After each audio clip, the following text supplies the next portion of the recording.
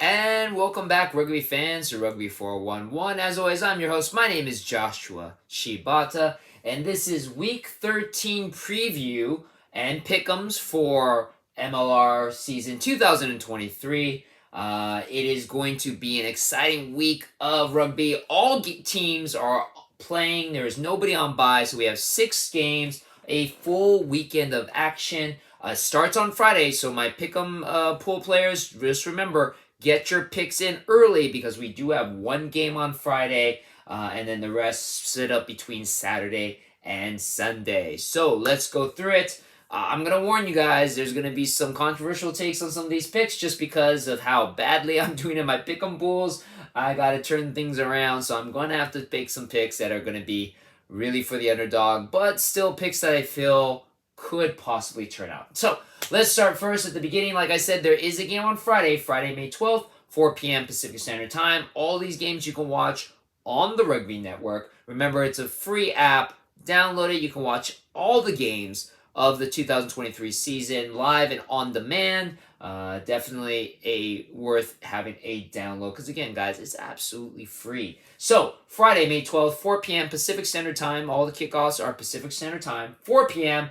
Rugby ATL goes over to York Lions Stadium in Toronto to take on the really struggling Toronto Arrows.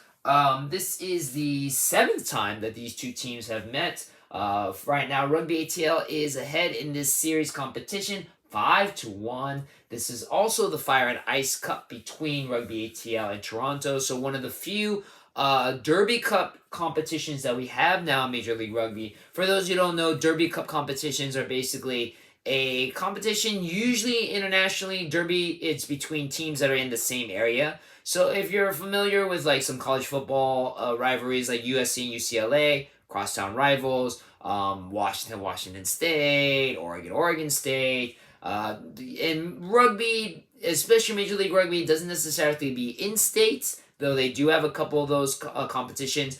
We have the Texas Cup between all the Texas teams. ATL and Toronto have agreed to do a kind of a cross-border rivalry, and we have the Fire and the Ice, so the Fire Ice Cup, which is kind of creative. So right now, Atlanta leads that rivalry series 5-1, and they did beat Toronto earlier this season 17-10 back in February. I don't feel, especially with the way Toronto has been playing, I don't feel things are going to change. Granted, Toronto does play better when they're at home. I kind of want to go with Toronto on this, but I feel in my gut that Atlanta will take away the victory and continue holding that Fire and Ice Cup.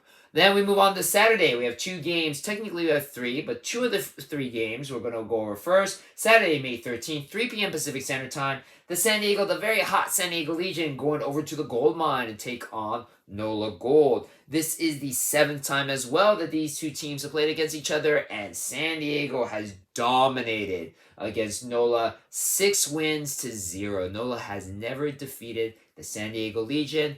Right now, San Diego is the hottest team. They have only 1 loss. I don't feel things are going to change, even though they are playing in the gold mine. I think San Diego wins this one comfortably. And then we move down, 5 p.m. Pacific Standard Time, still on Saturday. Utah Warriors going to Choctaw Stadium to take on the Dallas Jackals. Utah has the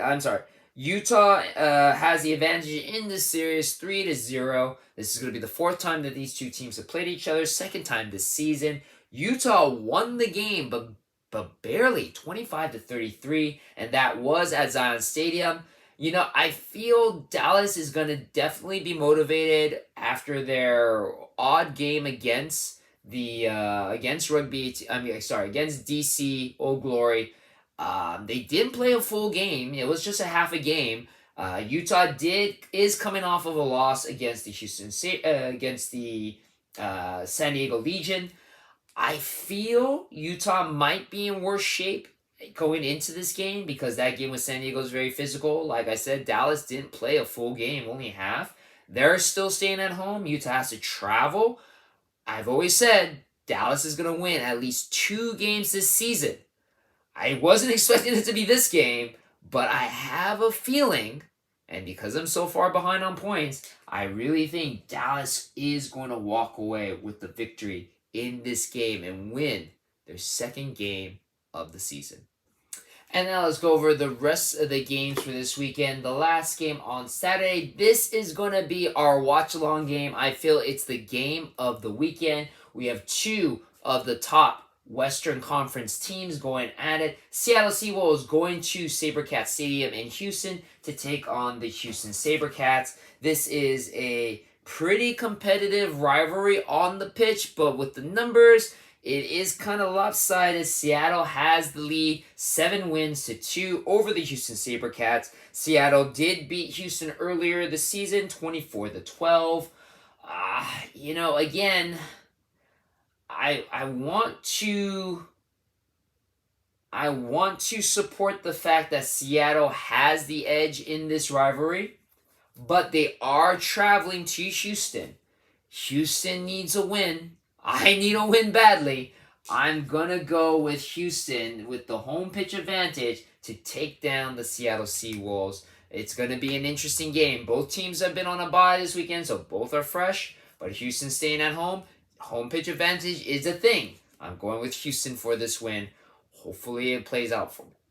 Then we have our doubleheader for Sunday, Mother's Day. Don't forget to tell your moms you love them. Sunday, May 14th, 10:30 a.m. first, we have the New England Free Jacks going to Segra Field to take on Old Glory DC. This is an interesting rivalry. New England is up 4 wins to 1.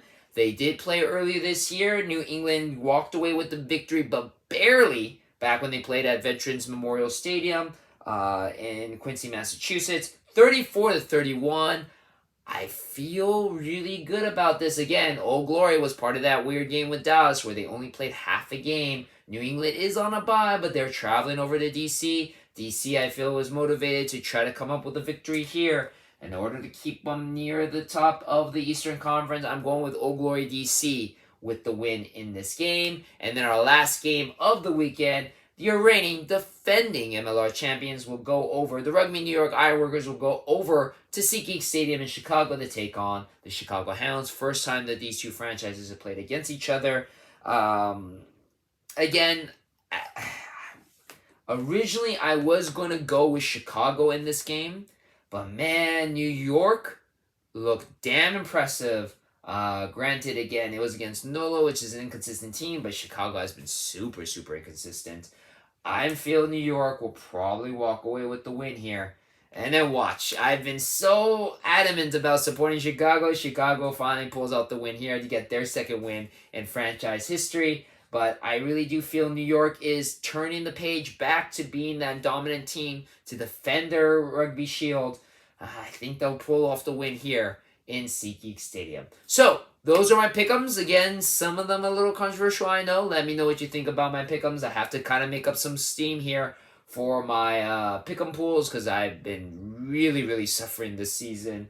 But there are some great games. Remember, you can watch all of them free or on demand on the Rugby Network. Absolutely free app, guys. I highly recommend downloading it. Watch all the games. And then don't forget, also too, Saturday, May 13th, 5 p.m. is our watch-along. Watch Seattle versus Houston. I'm not showing the game. You can watch it by downloading the Rugby Network and watching along with me. I'll be doing my own commentary, talk about the game. If you're new to the game and you have some questions and you just want to try out rugby, watch along with me. I'll help explain certain things. If you have any questions, feel free to join into the live chat. We have a lot of fun. It is a lot of fun. And of course, it is rugby. So, again, thank you very much for watching my video. Hope to see you on Saturday. And as always, I hope to see you on the pitch.